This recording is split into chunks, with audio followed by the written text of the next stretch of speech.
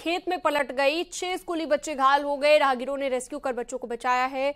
बस के शीशे तोड़कर 20 बच्चों को बाहर निकाला गया है। हादसे का शिकार हुई बस केडी पब्लिक स्कूल की थी और बस जाबरा से नगलाबरी की ओर जा रही थी जब यह हादसा हुआ। थाना मांड क्षेत्र के गढ़ी आशा गांव में यह हादसा हुआ है।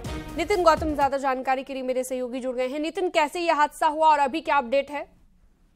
ये देखिए, हम अपने दर्शकों को बताना चाहेंगे कि थाना मांड क्षेत्र के जो गढ़ी आशा है उसका ये पूरा मामला है। जब एक बस स्कूली बस थी, ये तेज रफ्तार में जा रही थी, तभी एक सामने से मोटरसाइकिल आ रही थी। उसको बचाने के चक्कर में ये हादसा हुआ है। बस अनियंत्रित होकर खेत में पलट गई। बस के पलटने के साथ ही जो चीख पुकार थी बच्चों की, वो लोगों को जब सुनाई दी तो तुरंत जो ग्रामीण थे और राहगीर थे वो मौके पर पहुंचे और उन्होंने बस के जो शीशे को तोड़कर बच्चों को निकाला है। बस में करीब 20 बच्चे सवार थे, जिनमें 6 बच्चों को चोट लगी। इनको अस्पताल में फिलहाल भर्ती करा दिया गया है, लेकिन अभी कोई जनहानि की सूचना नहीं है। तो कहा जा सकता है कि एक बड़ा हादसा जो था वो होने से टल गया है। जी ठीक है, बहुत शुक्रिया तमाम जानकारी के लिए नितिन। और अगली खबर बदायूं से। प्राइवेट बस यहां पर यात्री शेड से टकरा गई। हादसे में एक शख्स की मौत हो गई जबकि 2 अन्य लोग घायल हुए हैं। घायलों को जिला अस्पताल में भर्ती करवाया गया है। हादसा सिविल लाइन कोतवाली क्षेत्र के भकुइया गांव के पास हुआ है। तो यात्री शेड से बस टकरा गई। 2 लोग गंभीर रूप से घायल हुए जबकि एक की मौत हो गई है। एक शख्स की मौत हो गई है इस हादसे में। प्राइवेट बस थी, यात्री बस, जो कि यात्री शेड से टकरा गई। तस्वीर देखिए आपके सामने है। एक शख्स की मौत हो गई है, 2 लोग घायल हुए हैं।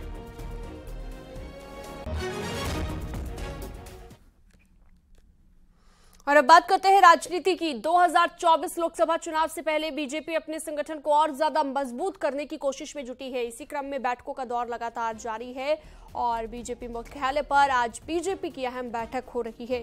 इसमें बीजेपी के विस्तारक शामिल हो रहे हैं। मध्य प्रदेश में पीएम मोदी के कार्यक्रम में जो विस्तारक भोपाल गए थे, उन सभी विस्तारकों की बैठकें होनी है। इसी क्रम में आज अवध क्षेत्र के विस्तारकों की बैठक होगी। बीजेपी की अहम बैठक है आज। संकेत मिश्रा हमारे सहयोगी लखनऊ से हमारे साथ लाइव जुड़ गए हैं। सीधा रुख करते हैं संकेत का। संकेत, लखनऊ में एक अहम बैठक है आज बीजेपी की। 11:30 बजे का वक्त है बैठक के शुरू होने का। क्या हलचल इस वक्त आप देख पा रहे हैं बीजेपी मुख्यालय पर?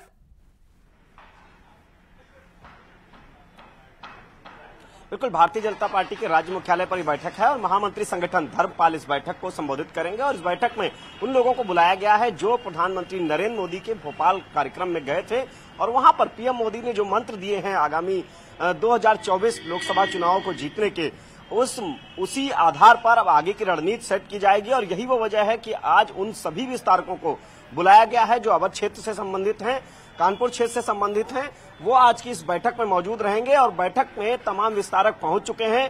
कुछ देर बाद ये बैठक शुरू हो जाएगी और इस बैठक में मंत्र दिया जाएगा कि आखिर किस तरह से चुनावी रणनीति सेट करनी है और जो तमाम अभियान भारतीय जनता पार्टी के चल रहे हैं उन अभियानों की समीक्षा भी होगी। यही नहीं, इन विस्तारकों के जिम्मे लोकसभा सीटों की जिम्मेदारी है। ये वो विस्तारक हैं जो दूसरे लोकसभा क्षेत्र से आते हैं और जिम्मेदारी दूसरे लोकसभा क्षेत्र की दी जाती है, जिससे कि पारदर्शी चुनावी अभियान चलाया जा सके उस लोकसभा सीट पर।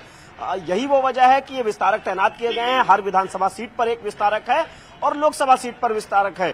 यही नहीं, जो विस्तारक हैं वो आज की इस बैठक में पहुंच चुके हैं काफी हद तक और कुछ देर बाद ये बैठक शुरू हो जाएगी। आप लगातार नजर बनाए रखिएगा, जैसे भी हलचल तेज होती है हम सीधा रुख करेंगे। आपका बहुत शुक्रिया जुड़ने के लिए।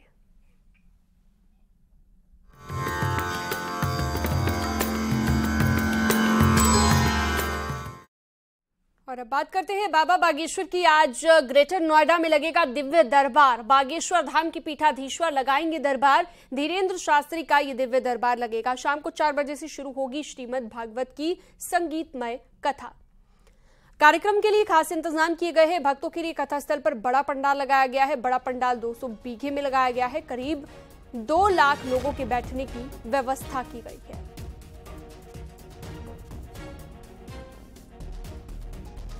आज ग्रेटर नोएडा में दिव्य दरबार लगेगा बाबा बागेश्वर का। आज शाम 4 बजे से कथा की शुरुआत हो जाएगी। तमाम जो श्रद्धालु हैं वो पहुंचना शुरू हो गए हैं। ग्रेटर नोएडा से हमारे सहयोगी हिमांशु शुक्ला जुड़ गए हैं। सीधा हिमांशु का रुख करते हैं। हिमांशु, आप जैसा कि बता रहे थे कि लाखों लोगों के पहुंचने की उम्मीद है और बड़ा पंडाल लगाया गया है यहाँ पर, और शाम को 4 बजे से कथा भी शुरू होनी है। अभी क्या हलचल है, क्या तस्वीर है वहां पर इस वक्त?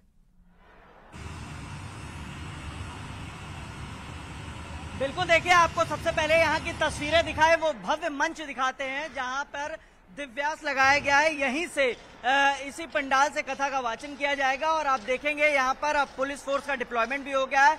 सुरक्षा के लिहाज से जो यहाँ के वॉलंटियर्स है वो भी पहुंच चुके हैं और लोग भी ज्यादा से ज्यादा संख्या में लोग पहुंच रहे हैं। भीड़ जुटने लगी है क्योंकि कथा का जो वाचन होना है वो शाम 4 बजे से होना है। लिहाजा आप देखेंगे गूंज भी सुन पा रहे होंगे, बच्चे जो है यहाँ पर जय श्री राम के नारे लगा रहे हैं। तमाम लोग यहाँ पर अब धीरे धीरे भीड़ बढ़ने लगी है। करीब 1.5 लाख से 2 लाख लोगों के बैठने की व्यवस्था की है और क्योंकि मौसम खराब है इस लिहाज से वाटरप्रूफ टेंट भी लगाया गया है। आप तस्वीरें देख पा रहे होंगे, लोग पहुंच रहे धीरे धीरे। ये जो सामने का हिस्सा है इसी गैलरी से सभी लोगों को आना है और यहाँ से होते हुए पीछे जो दिव्य मंच है, भव्य मंच है, वहां तक पहुंचेंगे और यहीं से ये व्यास लगाई गई है, गद्दी लगाई गई है, यहीं से कथा का वाचन होना है। शाम 4 बजे पंडित धीरेन्द्र शास्त्री बताया जा रहा है करीब 3 से 3:30 बजे तक वो पहुंच जाएंगे। और अभी आप देख पा रहे होंगे यहाँ पर कि जो पुलिस का डिप्लॉयमेंट है वो धीरे धीरे कर दिया गया है। जो बैरिकेडिंग्स है वो लगी हुई है, ऑलरेडी सेटअप कल देर रात तक फाइनल कर दिया गया था और अब यहाँ पर जो यहाँ पर स्क्वायर्स बनाए गए हैं जिसको जहाँ जहाँ बैठना है, महिलाओं को अलग, पुरुष को अलग, श्रद्धालुओं को अलग, इसके अलावा वीवीआईपी मूवमेंट अलग है, उसको भी देखना है। लिहाजा ठीक है हिमांशु, जहां पर आप मौजूद हैं इस पंडाल में, हो सके तो बातचीत उन लोगों से भी कीजिएगा जो बहुत सारी उम्मीदें लेकर पहुंचे हैं इस दरबार में हाजिरी लगाने के लिए और बहुत देर से इंतजार कर रहे हैं।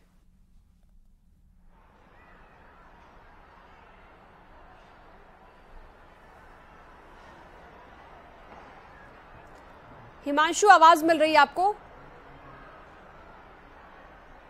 लोगों से भी बातचीत करने की कोशिश कीजिएगा। तो लगता है संपर्क नहीं हो पाया है, दोबारा जुड़ने की हम कोशिश करेंगे। हिमांशु शुक्ला हमारे सहयोगी जुड़े हुए थे।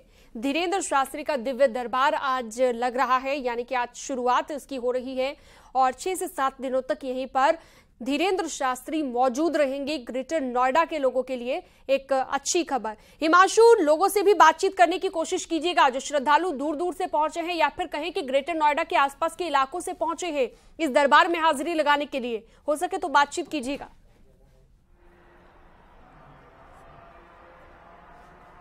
बिल्कुल, देखिए अब बात करने की कोशिश करते हैं। देखिए यहाँ पर तमाम लोग आए हैं दूर दूर से, महिलाएं भी आई हैं और यहाँ पर आकर बैठ गई हैं। इन्हीं से सबसे पहले बातचीत करने की कोशिश करते हैं। माता जी कहाँ से आई हैं आप?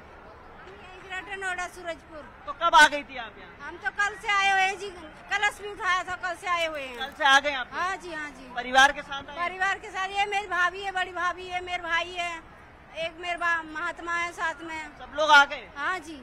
कितने उत्साहित हैं आप लोग? बहुत ज्यादा। बागेश्वर धाम की जय, बालाजी महाराज की जय, तो आप लोग जो है बाबा की जय, आप लोग जो है इंतजार कर रहे हैं अब? हाँ जी, बाबा जी का इंतजार कर रहे हैं, कब आएंगे शास्त्री जी। स्टेज तो सज गया है? हाँ जी, सज गया। आप कहाँ से आई हैं? एक साथ ही हैं दोनों। अच्छा, तो इंतजार है बाबा के आने का इंतजार। आप कहाँ से आए? मैं हापुड़ से आया हूँ और जैसे कि आप लोग देख रहे हैं कि ये संतों की भूमि है, वीरों की भूमि है और ये महापुरुषों की भूमि है।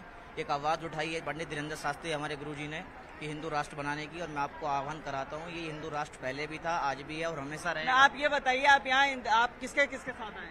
हम हापुड़ से बालाजी धाम, हापुड़ में मंदिर है श्री पीठाधीश्वर बालाजी महाराज जी का, हम अपने मंदिर की तरफ से आए हैं, समिति की तरफ से आए हैं। चलिए ठीक है। आप लोग कहाँ से आए हैं? हम बनारस जिला से आए हैं। बनारस से आए हैं। कब आ गए थे आप लोग? हम 1 हफ्ते पहले आए हैं। 1 हफ्ते पहले आ गए थे? जी हाँ। आप लोग को पता था 1 हफ्ते पहले कि यहाँ पर कार्यक्रम में आए हैं? अच्छा, और अब यहीं रहेंगे 1 हफ्ते तक? हाँ, रहेंगे। कितनी खुशी है कार्यक्रम? खुशी तो बहुत है महाराज जी के लिए, तभी तो हम लोग आए, अपार खुशी है।